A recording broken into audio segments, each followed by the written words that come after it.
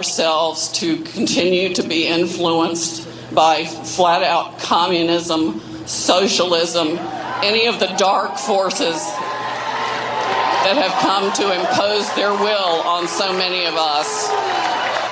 Now is the time for every patriot in this country to stand up, make their voices heard, and be counted.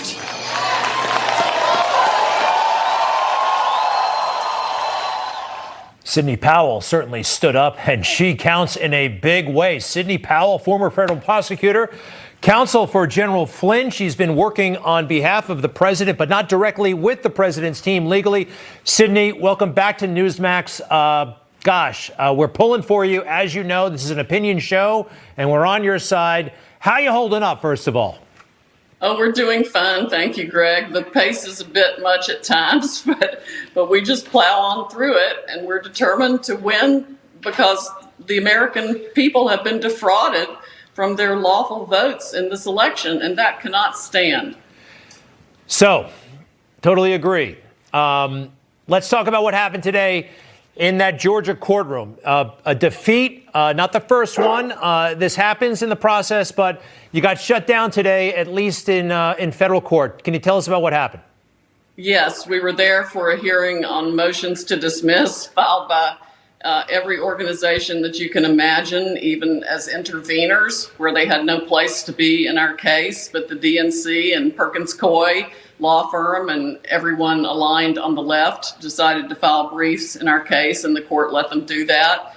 And they argued against our complaint that alleges all the election fraud and multiple federal constitutional claims that arise from that invalidated the votes of hundreds of thousands of Georgians who voted for President Trump. Some didn't have their votes counted. Some had their votes eradicated effectively by fraudulent ballots. The court wouldn't pay any attention to any of it. It was obvious the judge had made up his mind before he hit the bench, and he read from prepared notes when he granted the motion to dismiss. So we had oral argument, but I would say it was essentially meaningless, except to the extent the public got to hear another federal judicial proceeding that didn't turn out the way it should have. So, Sidney, can you give us a little bit of a path forward? What happens next? We have had some difficulties in court, as you know. You still have the fire. A lot of folks have faith, but the Electoral College is meeting next week. So how's this going to play out? Well, we're going to proceed immediately with an emergency appeal, and we expect to get relief in the Supreme Court. And all right, so let's go. And by the way, there are lots of different tracks going on here. You're still focused primarily on the Dominion voting machines and the issues on a technical basis, correct? The multiple means of fraud that resulted in the supposed win for Biden when it was actually a landslide for Trump. But yes, we focus also on the systemic problem with the Dominion machines. We have an expert who's identified that the vote for Biden was 5% overall greater wherever there were Dominion machines than any of the other votes. That is essentially the amount of votes that they can flip and brag about being able to flip. We know from one of our witnesses that these machines were created in Venezuela, and the entire process was started there to make sure Mr. Chavez won every election. And then, of course, the Wall Street Journal, I think today, featured Venezuela's rigged election for Maduro.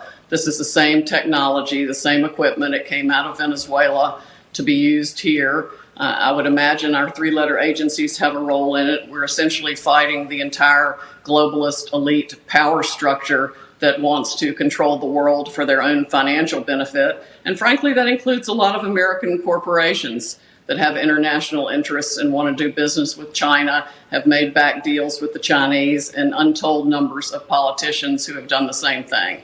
You know, 2 years ago, I would have said that sounds crazy. But after all that's happened, I think you're absolutely right. I think this is the way the world works. By the way, I do want to ask you about the servers overseas. Dominion reportedly has all kinds of internet connections, and for whatever reason, they were counting the votes in places like Spain and Germany. You've seen the reports. Maybe you know firsthand that some of these servers may or may not have been seized. Overseas equipment of Dominion. taken possession of by forces friendly to the United States. Do you know anything about that? I am hoping it's the Department of Defense that has them. That is certainly who should have them because it's a national security risk.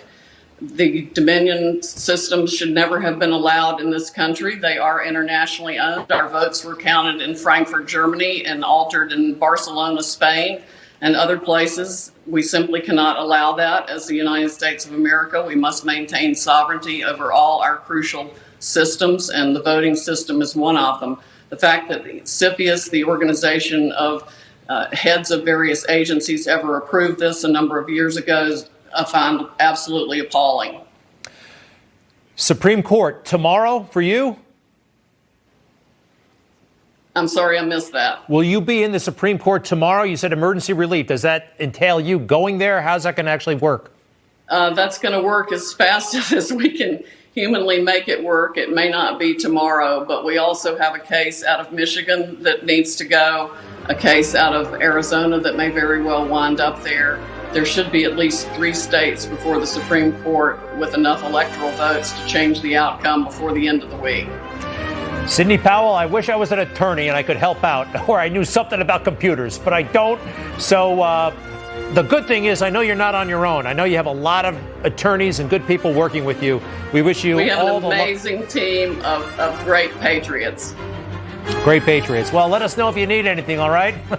Thank you very much. People can donate at defendingtherepublic.org. One more time on that website, please. Defendingtherepublic.org. And there's another great website where we're uploading documents, Kraken, KRAKEN -wood, WOD.com. Twitter keeps trying to take that down, and they've taken down our Twitter handle on that. But it's a Project Linwood, and I started to get the word out about all these issues. The Kraken. I've been hearing a lot about that stuff. Good stuff. Thank you very much. To be continued. Sidney Powell, good luck, and we'll see you soon. Thank you, Greg. You bet. Merry Christmas, too. Beautiful, beautiful tree back. Of courage. The President of the United States could certainly use some right now.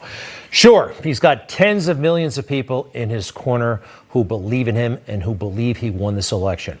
But in the top tier of Washington, he needs some influencers, some people who can make things happen. And most of them, especially in the Republican Party, most but not all, they never liked Donald Trump. They were envious of him. They're intimidated by him. They just don't like him. They hold their nose around him. He's a buffoon, all this stuff. They don't like him, and they don't want to help. Also, they figured out ways to make money even when the Democrats are in power. That's a little secret, too. But we caught him cold and have numerous cases pending, and so far we haven't been able to find the people with the courage to do the right thing. And that is true in Georgia, certainly, but we're going to hit those people, and they're going to go down in history as great people.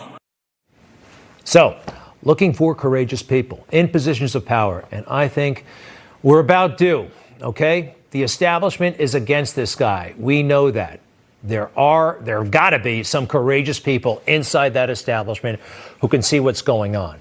And even people on the other side, I think they recognize that if the situation were reversed, this election would be considered wide open. Is there really any doubt about that? We've seen the anomalies. They're not being adequately investigated or reported on. I'm even scratching my head sometimes, but I do have a strong hunch. And quite frankly, sometimes in journalism, that's how it works. You get a hunch, and then you go out and you get the facts, or you find people who agree with you, and presto, you have a story. It's not perfect, but that's the way it often works. Let's talk about some broad trends, though, that we have recognized just don't add up. Number one, Joe Biden getting 80 million votes. 80 million votes, more than any presidential candidate in history. Donald Trump actually did very well in this election. He got 10 million more votes than he got last time.